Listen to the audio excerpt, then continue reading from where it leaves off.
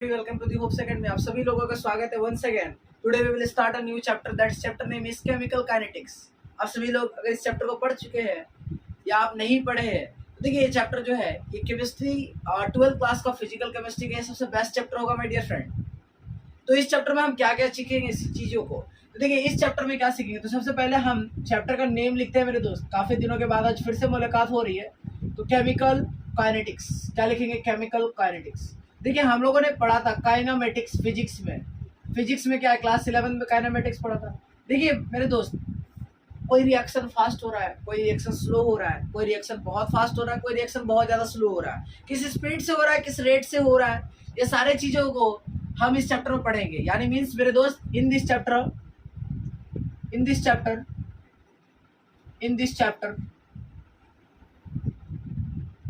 Chapter we study. क्या पढ़ेंगे मेरे दोस्त. इस चैप्टर में पढ़ेंगे we study about the rate of reactions. क्या पढ़ेंगे. Rate of reactions, velocity of reactions, यानी रिएक्शंस के वेलोसिटी, रिएक्शंस के रेट को जानेंगे. तो स्टूडेंट सबसे पहले बात करते हैं रेट होता क्या है. देखिए फिजिक्स की बात करें तो रेट का मतलब क्या है. अगर हम फिजिक्स की बात करें तो रेट का मतलब होता है किसी भी चीज का टाइम के साथ चेंज होना. जैसे change in velocity, change in speed, change in time. ठीक है. तो देखिए रेट का मतलब क्या है मेरे दोस्त. रेट का मतलब होगा अगर फिजिक्स की बात करें तो देखिए मेरे दोस्त चेंज इन कंसंट्रेशन. हाँ ये प्रेशर भी हो सकता है. चेंज इन कंसंट्रेशन अपॉन में चेंज इन टाइम. और मेजोरिटी केसेस में जो है वो हम कंसंट्रेशन ही लेंगे. चेंज इन टाइम क्या हो जाएगा मेरे दोस्त. Change in concentration bye change in time. तो सर सबसे पहली बात तो यह है कि what is concentration. I don't have any idea. तो क्या है कंसंट्रेशन का मीन्स. सर कंसंट्रेशन को बोल सकते हैं ना सर. कंसंट्रेशन यानी क्लास 11 में पढ़ गया है तो इसको हम लोग बोल सकते हैं मोलैरिटी. क्या बोलेंगे. मोलैरिटी. यानी सर मोलैरिटी का मतलब क्या होता है. मोलैरिटी का मतलब होता है number of moles of solute. क्या हो जाएगा. Number of moles of solute divided by मेरे दोस्त वॉल्यूम ऑफ सॉल्यूशन. और वो भी मेरे दोस्त वॉल्यूम ऑफ सॉल्यूशन किसमें होता है. In litre. किसमें होता है. लीटर. ठीक है मेरे दोस्त. जिसको हम क्या कर सकते हैं. अगर मोल्स की बात करें तो इसका यूनिट क्या हो जाएगा मेरे दोस्त. मोल हो जाएगा. और वॉल्यूम ऑफ सॉल्यूशन लीटर में तो इसका यूनिट क्या हो जाएगा मेरे दोस्त. लीटर. नाउ अब हम समझने की कोशिश करते हैं कि जब हम कंसंट्रेशन को पुट करेंगे तो इसमें वैल्यू क्या आ जाएगा. Mole upon litre. ये किसका यूनिट हो गया मेरे दोस्त. ये यूनिट हो गया कंसंट्रेशन का. लेकिन सर नीचे टाइम है. दैट मीन्स हम क्या लिखेंगे. टाइम का यूनिट क्या होता है. टाइम का यूनिट हो जाएगा सेकंड. क्या हो जाएगा मेरे दोस्त. सेकंड. यानी मेरे दोस्त जब जब रेट आएगा तो रेट का मतलब क्या है. Change in concentration with respect to change in time. मेरे दोस्त कहने का मतलब क्या है कि इसका जो रेट का यूनिट आ जाएगा वो या तो हम लिख सकते हैं मोलैरिटी सेकंड इनवर्स, या हम लिख सकते हैं मोल लीटर इनवर्स और सेकंड इनवर्स. हाँ मेरे दोस्त लीटर इनवर्स कैसे हो ध्यान से समझेंगे. लीटर इनवर्स होने के पीछे का रीजन है कि ये जो लीटर है ये ऊपर आ गया तो ऊपर आने पे क्या हो जाएगा. Litre inverse. यानी यूनिट क्या हो जाएगा मेरे दोस्त. Mole litre inverse second inverse. यहाँ तक इस वीडियो को पॉज करके नोट करिएगा. फिर हम सीखेंगे कि रेट भी दो टाइप का होगा. ठीक है. यहाँ तक वीडियो को पॉज करके नोट करिएगा. आई होप नोट हो गया होगा. ठीक है आगे बढ़ो. चलिए देखिए स्टूडेंट्स फिर आगे बढ़ते हैं स्टूडेंट्स. और आगे बढ़ने के बाद हम समझते हैं रेट जो होगा वो कितने टाइप का होगा. हमने सर ये सीख लिया कि रेट का मतलब क्या है. Change in concentration with respect to change in time. तो मेरे दोस्त रेट जो होता है वो दो टाइप का होगा. एक होगा तुम्हारा एवरेज रेट. क्या हो जाएगा मेरे दोस्त. एक हो जाएगा एवरेज रेट और दूसरा क्या हो जाएगा मेरे दोस्त. दूसरा हो जाएगा इंस्टेंटेनियस रेट. जैसे फिजिक्स में पढ़ा था ना एवरेज रेट और इंस्टेंटेनियस. देखिए मान लीजिए हम समझाने की कोशिश करते हैं. ये है राम का घर है. ये राम का होम है और ये राम का स्कूल है. ठीक है. राम ले लीजिए. अपने नाम ही ले लीजिए. ठीक है. तो ये होम है और ये स्कूल है. तो देखिए मेरे दोस्त अगर रियल लाइफ की बात करें तो हम जब स्कूल जाते हैं तो सुबह सुबह क्या होता है. एकदम direct way two way school से डायरेक्ट होम. हमारे पास सिर्फ दो ही चीज़ें होता है क्योंकि हम बहुत लेट हो चुके होते हैं. अक्सर स्टूडेंट्स क्या होते हैं घर जैसे लेट पहुंचते हैं स्कूल. तो देखिए ये हमारा स्कूल है, ये हमारा घर है और ये स्कूल. हम दो ही पॉइंट को देखते हैं. यानी मेरे दोस्त इस पॉइंट पे हमने किस स्पीड से चलेंगे ताकि हम स्कूल एकदम टाइमली पहुंच जाए, यानी उस रेट क्या होगा। तो एक इनिशियल पॉइंट और एक फाइनल पॉइंट या दो पॉइंट के बीच में कभी भी रेट निकालने के लिए बोला जाए तो इस बीच में जो रेट निकलेगा ना मेरे दोस्त, वो निकलेगा एवरेज रेट। क्या निकलेगा, कौन सा रेट निकलेगा, एवरेज वाला रेट निकलेगा। एवरेज वाले रेट में क्या होता है, एक इनिशियल और एक फाइनल। सिमिलरली अगर मेरी बात करें स्टूडेंट्स कि मान लेते हैं कि बीच में एक समोसा का शॉप आया था, तो हमें क्या पता है कि हम घर से निकले स्कूल तक गए तो एक रेट हुआ, that is called average rate. लेकिन समोसा वाले के पास मेरा क्या स्पीड था, उसको क्या बोलेंगे, इंस्टेंटेनियस रेट। यानी मेरे दोस्त किसी भी इंस्टेंट पर, किसी पर्टिकुलर पॉइंट पर आपकी स्पीड क्या है, that is called instantaneous rate. उसी तरह अगर हम बात करें कि हमने लिया आर, आर में मतलब हो गया रिएक्टेंट, और आर क्या बना रहा है, आर बना रहा है प्रोडक्ट पी बना रहा है, तो हम लेते हैं टाइम T1 लेते हैं। क्या लेते हैं, टाइम T1। तो जब टाइम T1 लेंगे तो कंसंट्रेशन ऑफ रिएक्टेंट को मान लेते हैं R1 होगा, और कंसंट्रेशन ऑफ प्रोडक्ट को जो मान लेते हैं वो होता है P1। सिमिलरली जब टाइम T2 बीता तो कंसंट्रेशन जो हो जाएगा वो T2 हो जाएगा, और यहाँ पर लिखाएगा R2 और यहाँ पर लिखाएगा P2। Here P1 and P2 are the concentration of product. These are the concentration of product, and these are the concentration of reactant. तो जरा आप इससे सवाल आपसे, क्या आपने ये बात सही से पकड़ पाएंगे? क्या आप बताइएगा जरा मेरे ध्यान से कि R1 बड़ा होगा कि R2? देखिए कंसंट्रेशन है तो हम इसको स्क्वायर ब्रैकेट में रखते हैं, R1 R2। कंसंट्रेशन है तो स्क्वायर ब्रैकेट में रखेंगे। तो आपने सोच लिया कि R1 बड़ा होगा कि R2? सोचिए R1 बड़ा होगा कि R2? तो माय डियर फ्रेंड, अगर हम समझने की कोशिश करें तो याद रखिएगा रिएक्टेंट का जो कंसंट्रेशन होता है वो टाइम के बाद घटता है, और प्रोडक्ट का जो कंसंट्रेशन होता है वो टाइम के बाद बढ़ता है। माय डियर स्टूडेंट, कैसे पता चलेगा सर? लेट अस सपोज हम एक पिज्जा लेते हैं, उसको मैंने माइक्रो ओवन में डाला। कहाँ डाला मेरे दोस्त? माइक्रो ओवन में। ठीक है, तो जब हम माइक्रो ओवन में डालेंगे पिज्जा को, तो शुरू में जब पिज्जा को माइक्रो ओवन में डाला तो उस समय पिज्जा कच्चा था, तो कच्चे की क्वांटिटी ज्यादा था। जैसे वो धीरे धीरे पकना स्टार्ट होता है, यानी जो क्वांटिटी, जो रिमेनिंग एरिया था, जो एरिया कच्चा रह जाता है, वो एरिया क्या हो जाता है मेरे दोस्त, वो घटने लगता है। तो इसी का मतलब है कि रिएक्टेंट का रेट जो होगा वो घटेगा। अब सपोज करिए कि आप समोसा को जब तेल में डाले हैं तो समोसा, कच्चा समोसा की जो क्वांटिटी वो तो घटने लगता है, और पके पके समोसा बनने लगता है। यानी कच्चा समोसा का क्वांटिटी अगर घटने लग रहा है, यानी रिएक्टेंट का रेट, रिएक्टेंट का कंसंट्रेशन यानी मात्रा जो होगा वो घटने लग रहा है, और प्रोडक्ट का मात्रा जो होगा वो बढ़ने लगेगा मेरे दोस्त। तो हमेशा R2 जो होगा वो क्या हो जाएगा स्टूडेंट्स, R2 जो हो जाएगा वो छोटा हो जाएगा R1 से। पहली बात, R2 छोटा होगा R1 से। और दूसरी बात क्या है मेरे दोस्त, दूसरी बात है कि P2 जो होगा वो बड़ा होगा, क्योंकि प्रोडक्ट में कंसंट्रेशन जो होगा वो आप लोगों ने इक्विलिब्रियम में पढ़ा होगा कि प्रोडक्ट में कंसंट्रेशन जो होता है वो टाइम बीतने पर बढ़ता है, और रिएक्टेंट का जो कंसंट्रेशन होता है वो टाइम बीतने पर घटता है। तो देखिए स्टूडेंट्स, अगर हम रेट लिखने की बात करें, हम क्या लिखने की बात करें, रेट, तो रेट हम कैसे लिखेंगे स्टूडेंट्स? तो रेट इज इक्वल टू क्या होता है, change in concentration, change in concentration. यानी मेरे दोस्त कंसंट्रेशन में चेंज अपॉन में क्या लिखेंगे, चेंज इन टाइम। यानी मेरे दोस्त टाइम में चेंज, कंसंट्रेशन में चेंज अपॉन टाइम में चेंज। तो समझने की कोशिश करेंगे, अगर हम रिएक्टेंट के बेसिस पर लिखना चाहे तो रिएक्टेंट का जो फाइनल कंसंट्रेशन है दैट इज R2।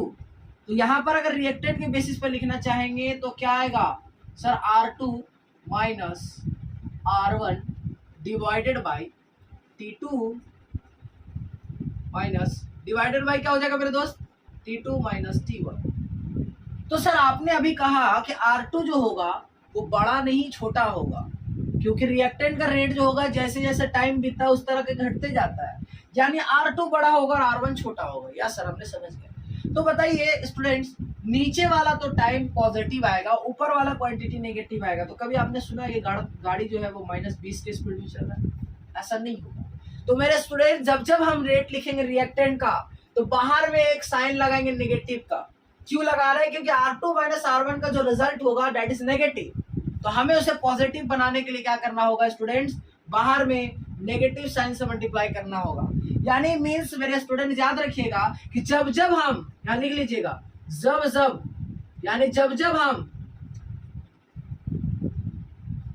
हम रिएक्टेंट का रेट लिखेंगे, किसका रेट लिखेंगे मेरे दोस्त, रिएक्टेंट का रेट लिखेंगे, रिएक्टेंट का रेट लिखेंगे, तो रिएक्टेंट लिखे, यहां पे लिख लीजिएगा, रुकिए थोड़ा ऊपर करके लिख देता हूं। क्या लिखेंगे स्टूडेंट्स, जब जब हम रिएक्टेंट का रेट लिखेंगे, रिएक्टेंट का रेट, रिएक्टेंट का रेट लिखेंगे, तब हम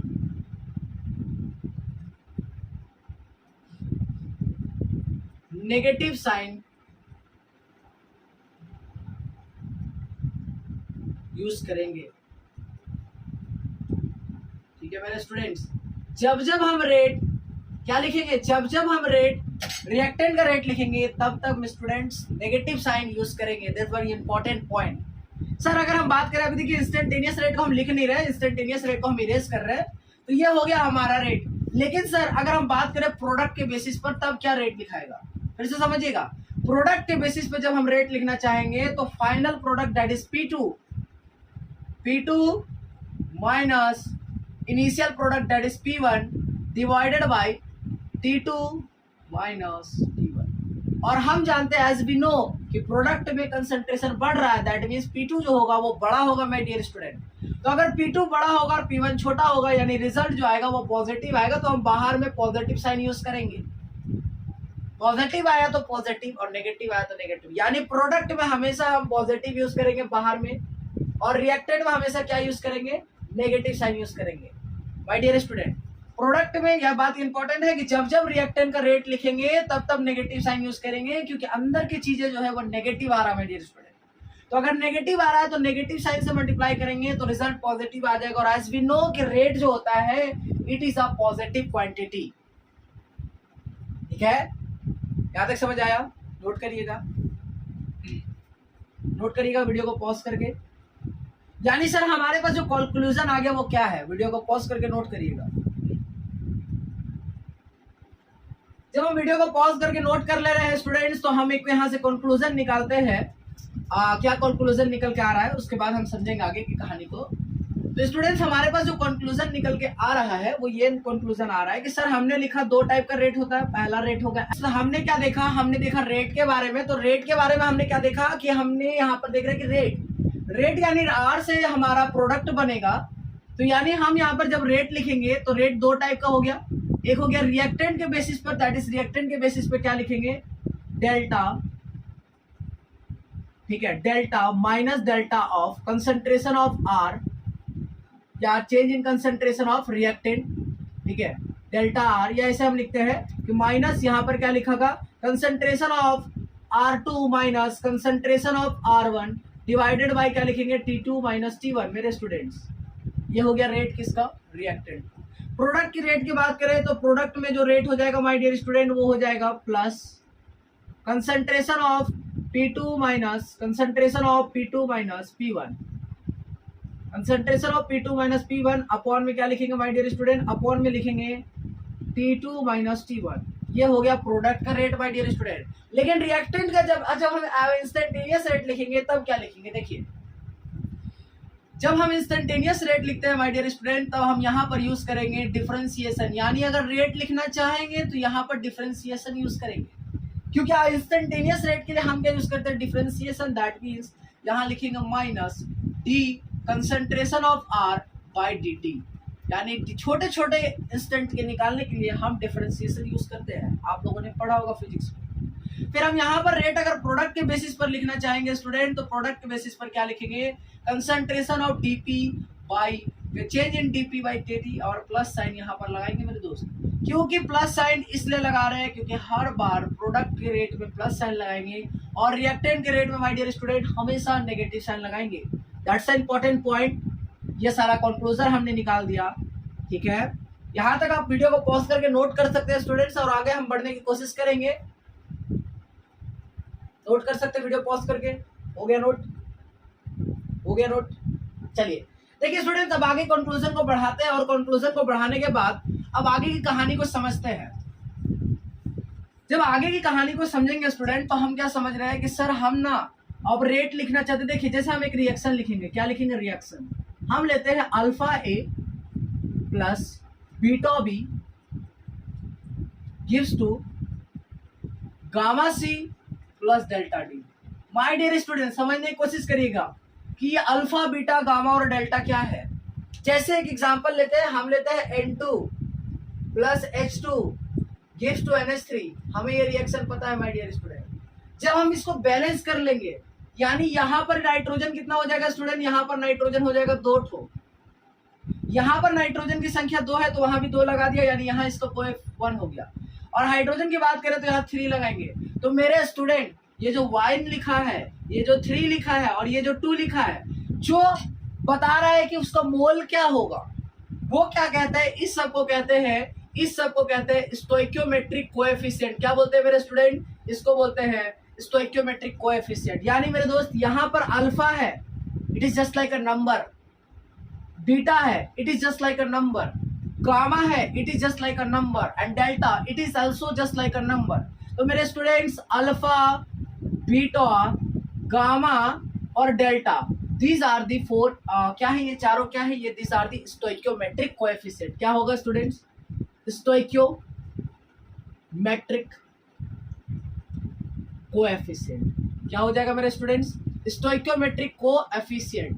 यानी क्या हो जाएगा? ये हो जाएगा stoichiometric coefficient. This alpha beta gamma delta, this are the 4 stoichiometric coefficient. जैसे कि यहाँ पर पूछा जाए कि नाइट्रोजन का स्टोइकियोमेट्रिक कोएफिशिएंट क्या है माय डियर स्टूडेंट, तो 1 है। हाइड्रोजन का पूछा जाए कि स्टोइकियोमेट्रिक कोएफिशिएंट क्या है, तो दैट इज 3 है। और अमोनिया के पूछा जाए तो स्टोइकियोमेट्रिक कोएफिशिएंट क्या है, दैट इज 2 है। तो stoichiometric coefficient, it is a number that represent the how many moles of an atoms are participate in the number in this in a chemical reactions. यानी chemical reactions में किसी भी atom के कितना या किसी भी मॉलिक्यूल्स का कितना मोल्स जा रहा है, that is called stoichiometric coefficient. आपने मोल में पढ़ा होगा, ठीक है। तो देखिए स्टूडेंट्स, अगर हम बात करें रेट ऑफ रिएक्शन, यानी मेरे स्टूडेंट अब हम रिएक्शन का रेट लिखेंगे। अब तक क्या लिख रहे थे? अब तक एक किसी का रेट लिख रहे थे। तो रिएक्शन का रेट लिखते हैं तो देखिएगा स्टूडेंट कैसे लिखा जाता है रिएक्शन का रेट। यानी इसे हम क्या बोलेंगे? रेट ऑफ रिएक्शन को हम ROR भी बोल सकते हैं। देखिए स्टूडेंट, हम क्या करेंगे?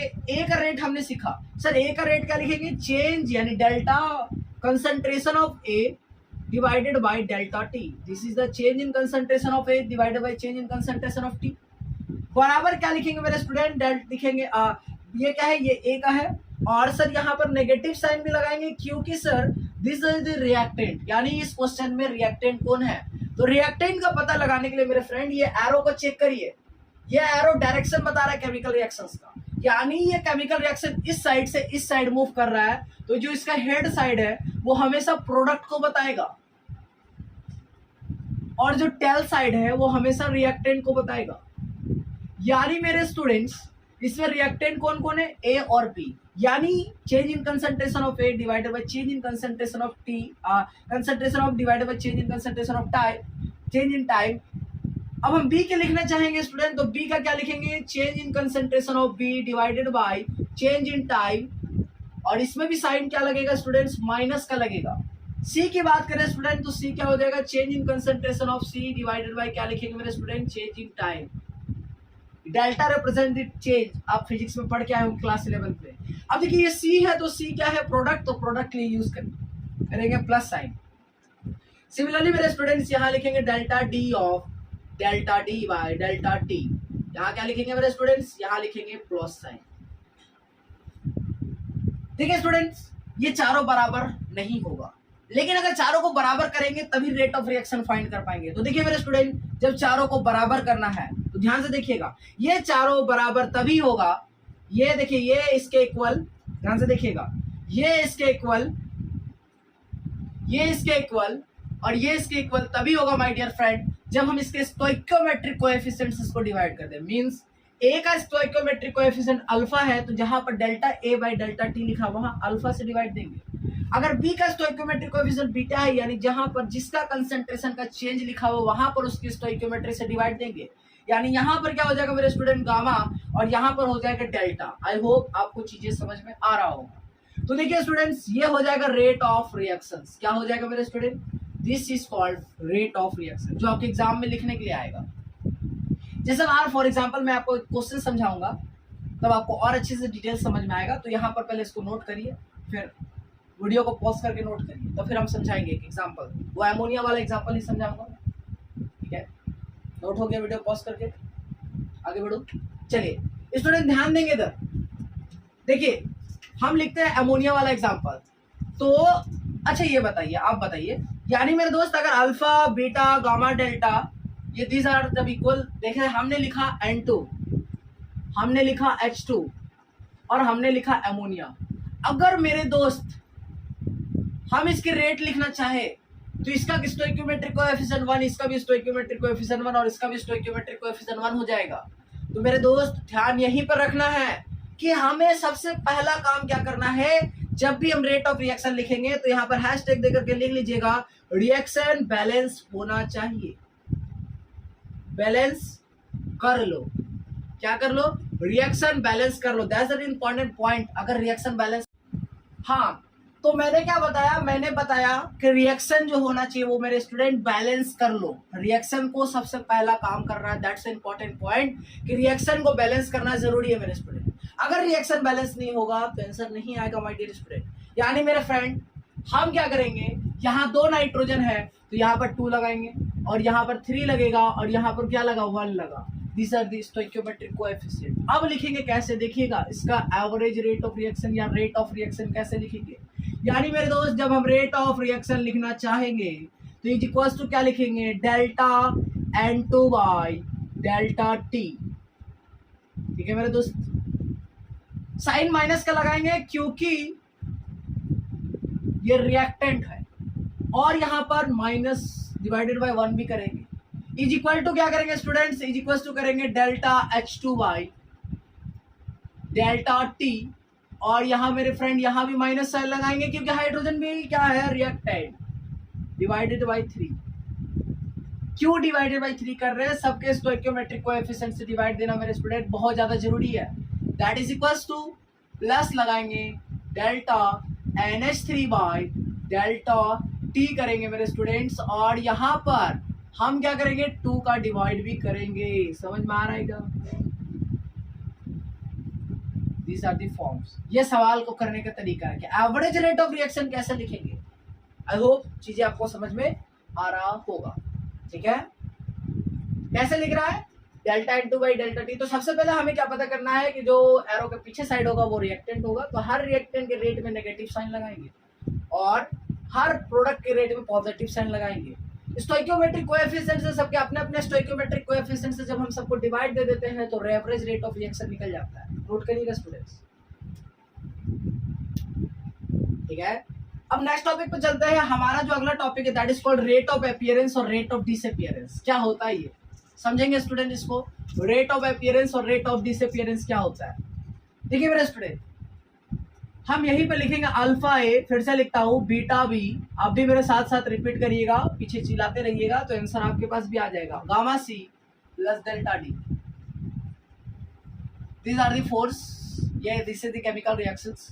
तो नाउ स्टूडेंट्स अगर हमें से पूछता है, देखिए अपीयरेंस और डिसअपीयरेंस का मतलब क्या है? अपीयरेंस का मतलब होता है बनना और डिसअपीयरेंस का मतलब होता है खत्म होना। तो कौन सा रिएक्शन बन रहा है और कौन सा रिएक्शन खत्म हो रहा है वो इस बात पर डिपेंड करेगा कि वो रिएक्टेंट है या प्रोडक्ट। अगर वो रिएक्टेंट होगा माय डियर स्टूडेंट तो वो हमेशा डिसअपीयर्ड होगा। रिएक्टेंट हमेशा डिसअपीयर्ड होगा और प्रोडक्ट हमेशा क्या होगा? फॉर्म होगा, यानी अपीयर होगा। यानी मेरे स्टूडेंट ये डिसअपीयरेंस है और ये अपीयरेंस है। इन दोनों का अपीयरेंस होगा क्योंकि ये दोनों प्रोडक्ट है और ये डिसअपीयरेंस होगा क्योंकि ये दोनों रिएक्टेंट है, यानी उसका कुछ रेट होगा। तो देखिए रेट ऑफ अपीयरेंस की बात करें मेरे स्टूडेंट, रेट ऑफ अपीयरेंस की बात करें तो रेट ऑफ अपीयरेंस क्या हो जाएगा मेरे स्टूडेंट? रेट ऑफ अपीयरेंस बात कर रहे हैं ऑफ ए ले लेते, ऑफ सी ले लेते हैं। अपीयरेंस यानी बन रहा है। लिखिए मेरे student rate of disappearance, disappearance, rate of disappearance of A ले लेते हैं, फिर ले लेते हैं rate of appearance of D ले लेते हैं, और क्या ले लेते हैं मेरे स्टूडेंट्स, ले लेते हैं rate of disappearance, rate of disappearance of B ले लेते हैं। ठीक है मेरे स्टूडेंट। तो देखिए अब क्वेश्चन में ये नहीं लिखा है ना, मेरे बात ध्यान से सुनिएगा, अगर क्वेश्चन में ये नहीं लिखा है ना कि रेट कौन सा है, एवरेज या इंस्टेंटेनियस, तो मेरे स्टूडेंट हम टॉपिक पे लिख देते हैं कि हम यहाँ पर इंस्टेंटेनियस की बात कर रहे हैं और यहाँ पर एवरेज की बात कर रहे हैं। ठीक है, अलग अलग दो कॉलम बना लेते हैं। ठीक है, अब देखिएगा मेरे स्टूडेंट्स, जब हम लिखेंगे, कैसे लिखेंगे, एग्जाम में आएगा तो कैसे लिखेंगे, इसको वर्ड में कैसे चेंज करेंगे। देखिए रेट लिखा हुआ है, ऑफ अपीयरेंस लिखा हुआ है, ऑफ सी लिखा है। देखिए इंस्टेंटेनियस का मतलब क्या है, इंस्टेंटेनियस का रेट में जब रेट लिखेंगे तो क्या लिखेंगे, डी बाई डी टी। अरे सही बात है। अपीयरेंस का मतलब बनना होता है मेरे स्टूडेंट, तो यहाँ प्लस साइन लगेगा, और यहाँ पर कंसंट्रेशन लिखेंगे और कंसंट्रेशन में सी की बात लिखेंगे, क्योंकि देखिए फिर से समझिएगा, रेट ऑफ डिसअपीयरेंस ऑफ ए, यानी ए के बाद बात हो रहा है और रेट ऑफ डिसअपीयरेंस हो रहा है, वो तो बात की बात है रेट, यानी क्या लिखेंगे मेरे students, D of A by D T लिखेंगे, क्योंकि ए का क्या बोल रहा है, रेट बोल रहा है, तो लिख दिया। अब मेरे स्टूडेंट समझने की कोशिश कर, डिसअपीयरेंस लिखा है, डिसअपीयरेंस का मतलब होता है खत्म होना, और खत्म होना होगा तो साइन क्या लगेगा मेरे स्टूडेंट, नेगेटिव साइन। जब जब डिसअपीयरेंस लिखा होगा, देखिए यहाँ पर अपीयरेंस लिखा है तो प्लस साइन होगा, डिसअपीयरेंस लिखा है तो माइनस साइन होगा, रेट बोल रहा है यानी टाइम से डिवाइड होगा, और इंस्टेंटेनियस में टाइम dt होगा, और ऊपर b बोल रहा है यानी क्या हो जाएगा, d of concentration of b। यहाँ पर d बोल रहा है, देखिए फिर से बोलिए, रेट लिखा है तो नीचे टाइम से डिवाइड होगा यानी dt हो जाएगा, और d अपीयरेंस की बात हो रहा है तो यानी यहाँ पर लिखाएगा मेरे दोस्त डेल्टा d ऑफ ये, अपीयरेंस में प्लस, डिसअपीयरेंस में माइनस। फिर से समझिएगा, एवरेज की बात कर रहे हैं, सब में रेट लिखा है यानी सब में नीचे एवरेज में डेल्टा टी से डिवाइड होगा, ये भी डेल्टा टी होगा, ये भी डेल्टा टी होगा मेरे स्टूडेंट, ये भी डेल्टा टी होगा और ये भी डेल्टा टी होगा। जहां जहां पर डिसअपीयरेंस बोल रहा है वहां माइनस साइन लगाइएगा, जहां अपीयरेंस बोल रहा है वहां प्लस साइन लगाइएगा, जहां डिसअपीयरेंस वहां माइनस, अपीयरेंस वहां प्लस। अब ऊपर बोल रहा है सी का, यानी डेल्टा क्या लिखेंगे, कंसंट्रेशन ऑफ सी। अगर बी ए का बात कर रहा है तो क्या लिखेंगे, डेल्टा कंसंट्रेशन ऑफ ए। यहाँ क्या बोल रहा है, डेल्टा कंसंट्रेशन ऑफ डी, और यहाँ मेरे स्टूडेंट बोल रहा है delta concentration of B. These are the form, इस फॉर्म से हम लिखेंगे। एवरेज रेट में हमेशा डेल्टा लगेगा और इंस्टेंटेनियस रेट में हमेशा क्या लगेगा मेरे स्टूडेंट, डी लगेगा, यानी डिफरेंशिएशन वाला स्मॉल वाला डी लगेगा। ठीक है, ये आपको समझ में आ गया होगा आई होप। ठीक है, तो sir what is the difference between average और रेट ऑफ रिएक्शन और रेट ऑफ डिसअपीयरेंस। देखिए मेरे स्टूडेंट, जब हम क्या लिखते हैं, रेट ऑफ रिएक्शन लिखते हैं, तब वहां स्टोइकियोमेट्रिक कोएफिशिएंट यूज करते हैं, और रेट ऑफ अपीयरेंस और रेट ऑफ डिसअपीयरेंस में हमने कहीं भी स्टोइकियोमेट्रिक कोएफिशिएंट नहीं लिखा है मेरे दोस्त। यहाँ पर हैशटैग देख करके लिखिएगा, इन रेट ऑफ अपीयरेंस यानी ROA and rate of disappearance stoichiometric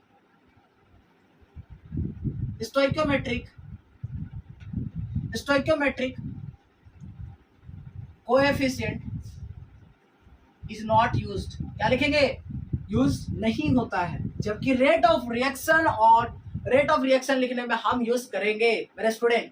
तो देखिएगा, इसको लिखिए फिर हमें आपको समझाते हैं, जल्दी से नोट करिएगा पॉज करके। हो गया क्या नोट, चलिए आगे बढ़ते हैं। अब देखिएगा मेरे स्टूडेंट्स, तो हमने यहाँ तक सीखा, तो सर एक बात बताइए, मैं एक को रहने देता हूँ, ठीक है, एक को समझते हैं, ठीक है। अब यहाँ देखिएगा, सारे को हटाते हैं। सर अभी हमने देखा रेट ऑफ रिएक्शंस, क्या sir, very good, rate of reaction लिखा, यानी रेट ऑफ रिएक्शन का फॉर्मूला क्या आया था मेरे student, rate of reaction is equal to लिखेंगे minus delta of A by delta T बराबर क्या लिखेंगे, अल्फा। ठीक है, इस अल्फा को हम थोड़ा हाईलाइट कर देते हैं, alpha. Similarly is equal to क्या हो जाएगा मेरे दोस्त, इज इक्वल टू हो जाएगा delta concentration of B delta T, और यहाँ भी माइनस साइन लगेगा, बार बार बता रहे हैं, रिएक्टेंट होगा तो माइनस साइन, प्रोडक्ट होगा तो प्लस साइन। सी प्रोडक्ट है तो delta concentration of C by delta T, और यहाँ मेरे दोस्त साइन लगेगा प्लस का, that is equal to delta concentration of D divided by delta T, यहाँ भी साइन क्या लगेगा मेरे स्टूडेंट, प्लस का।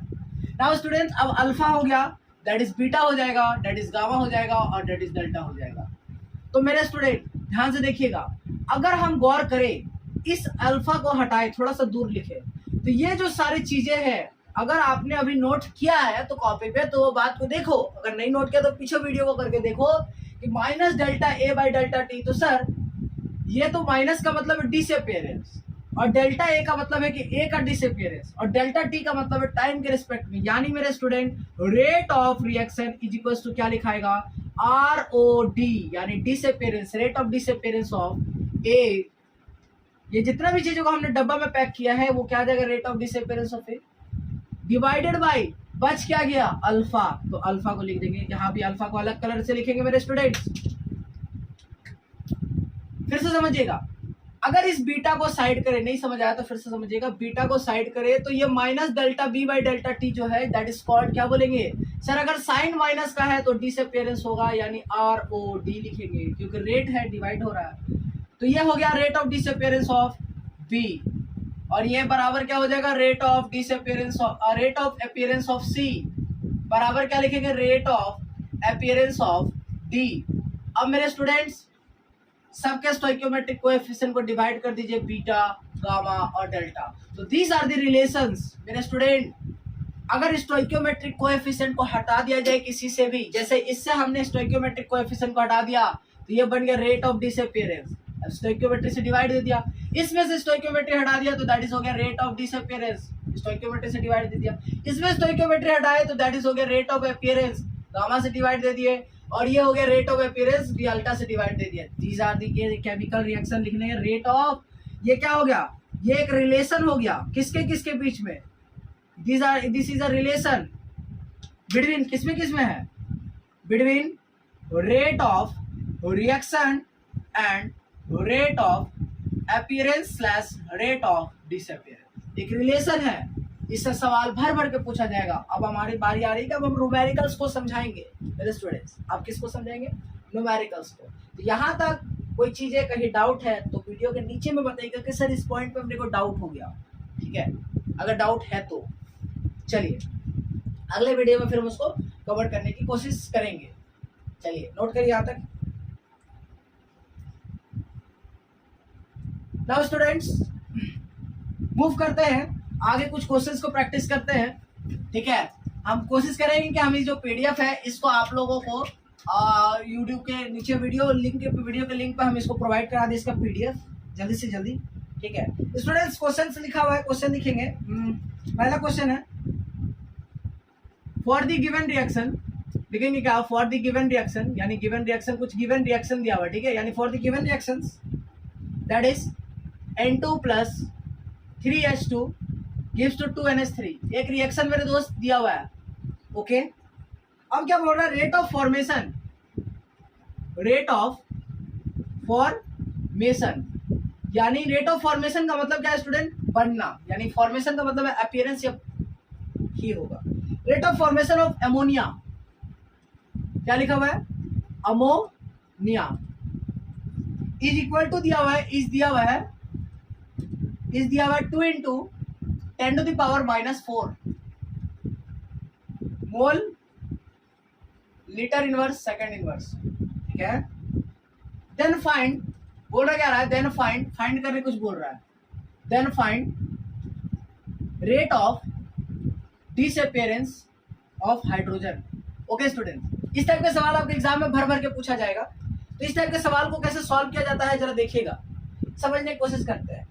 देखिए मेरे स्टूडेंट, जब भी ऐसा कहीं रेट ऑफ फॉर्मेशन एक दे दिया जाए और रेट ऑफ फॉर्मेशन या रेट ऑफ अपीयरेंस देकर रेट ऑफ डिसअपियरेंस पूछे या रेट ऑफ डिसअपियरेंस देकर रेट ऑफ अपीयरेंस पूछे, तो सबसे पहला काम क्या कर रहा है मेरे स्टूडेंट, अगर हम बात करें तो सबसे पहला काम है रेट ऑफ रिएक्शन लिखने का बारी। तो रेट ऑफ रिएक्शन हमने कैसे लिखेंगे सर, हम लिखेंगे देखिए डेल्टा N2 अभी हमने बताया था डिवाइडेड बाय डेल्टा टी।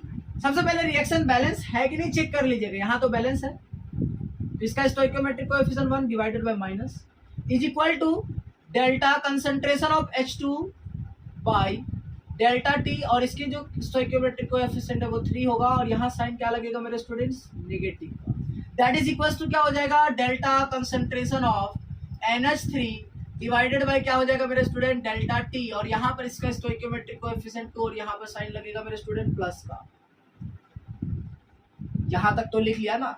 अब देखिएगा, अब वो क्या बोल रहा है, rate of formation of ammonia यानी अपीयरेंस ऑफ एमोनिया। मेरे स्टूडेंट्स अपीयरेंस और डिसअपीयरेंस इसी में फाइंड हो जाएगा। हमने बताया कि एमोनिया के बारे में है, तो एमोनिया के स्टोइकियोमेट्रिक कोएफिशिएंट को हटा दे तो ये अपीयरेंस ही दिख रहा है, आपको भी दिखना चाहिए।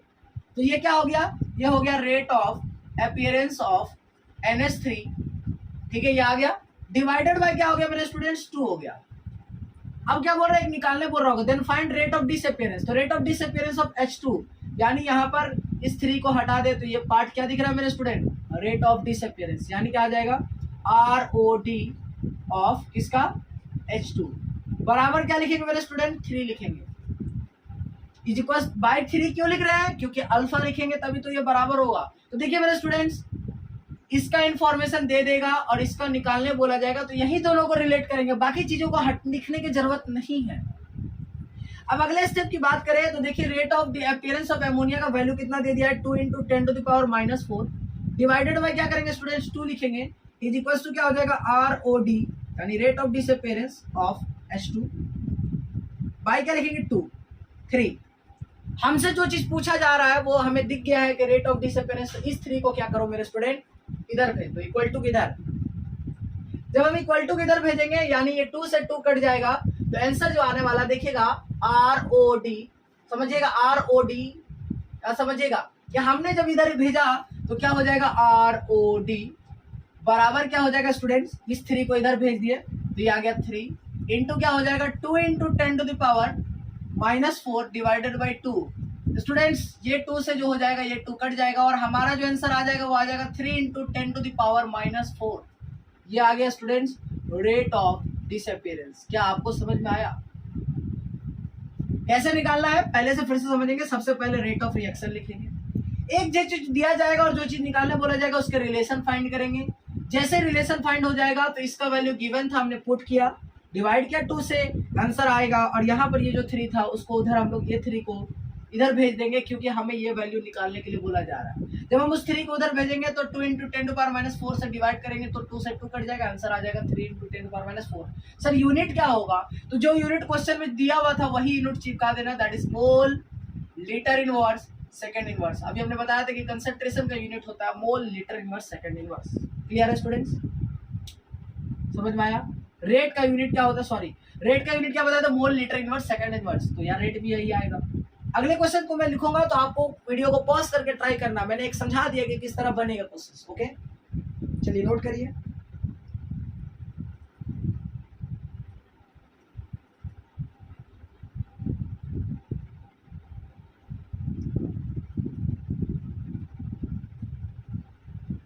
चलिए आगे बढ़ते हैं नेक्स्ट क्वेश्चन पर। नेक्स्ट क्वेश्चन लिखेंगे,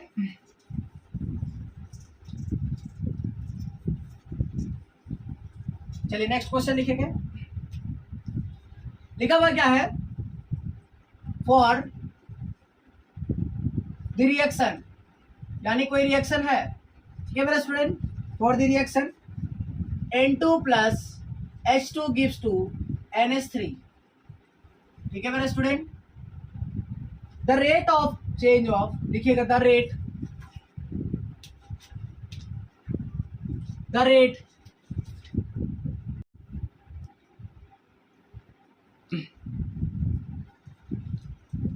तो स्टूडेंट लिखेंगे question, the rate of change of concentration, यानी the rate of change of concentration of hydrogen, यानी the rate of change of concentration of hydrogen is -0.3 × 10⁻⁻⁴ molarity second inverse, ठीक है। The rate of change of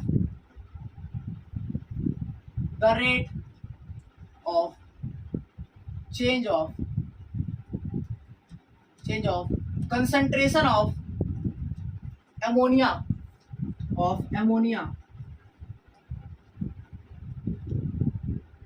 each।